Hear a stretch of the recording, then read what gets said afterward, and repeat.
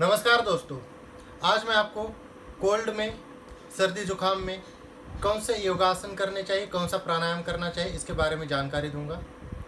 जो सर्दी जुकाम से बहुत ज़्यादा परेशान रहते हैं, बार बार उनको जुकाम हो जाता है, जिनको 12 महीने जुकाम रहता है या नाक बंद रहती है या हर 1-2 महीने में जुकाम होता रहता है, थोड़ा सा भी वेदर चेंज हो जाए एकदम से छींकें आती है, सर्दी जुकाम हो जाता है।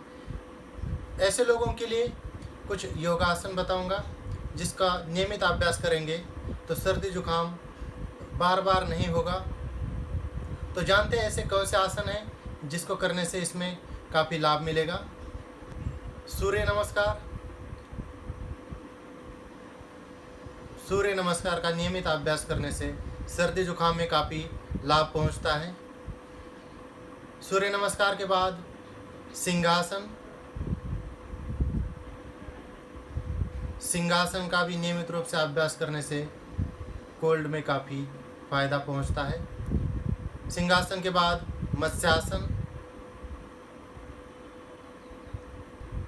मत्स्यासन का भी नियमित अभ्यास करना चाहिए। इसके बाद शीर्षासन। शीर्षासन के बाद पाद हस्तासन। पाद हस्तासन के बाद गोमुखासन। गोमुखासन के बाद सर्वांगासन। सर्वांगासन के बाद पश्चिमोत्तानासन।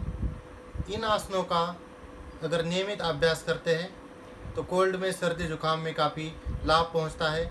जो 12 महीने यानी कि 12 महीने कोल्ड से, सर्दी जुकाम से परेशान रहते हैं, उनको काफ़ी लाभ पहुंचता है। या थोड़े से भी वेदर चेंज होने से या पानी चेंज होने से जिनको सर्दी जुकाम हो जाता है, इनको भी इससे काफ़ी लाभ पहुंचता है। तो इन आसनों का नियमित रूप से अभ्यास करना चाहिए। आसनों के बाद प्राणायाम में सूर्य वेदी प्राणायाम का अभ्यास नियमित रूप से करेंगे तो कोल्ड में काफ़ी लाभ पहुंचता है। सूर्य वेदी प्राणायाम के साथ साथ भस्त्रिका प्राणायाम का भी अभ्यास नियमित रूप से करना चाहिए। तो ये 2 प्राणायाम ऐसे हैं जो सर्दी जुकाम में बहुत ही ज़्यादा लाभदायक है। प्राणायामों के अलावा षटकर्म में आप जल नीति का अभ्यास करना चाहिए। जल नीति के अभ्यास से नाक पूरी तरह से साफ हो जाती है, ब्लॉकेज खुल जाते हैं, साइनस में भी काफ़ी फायदा पहुंचता है।